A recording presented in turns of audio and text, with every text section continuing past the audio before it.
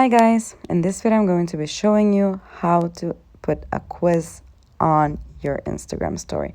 So first we're going to swipe left, then we're going to drag this up. You can select a photo or video which you would like to put on your Instagram story, for example this. Then we're going to click on this icon here and we're going to click on quiz.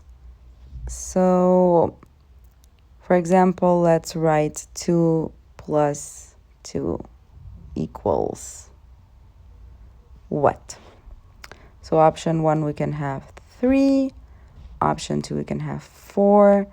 And option 3, we can have 5. So now we're going to click done. We know that 4 is the right answer. Click done. You can minimize it, place it whatever you like, and post it to your story. Thanks for watching. Bye.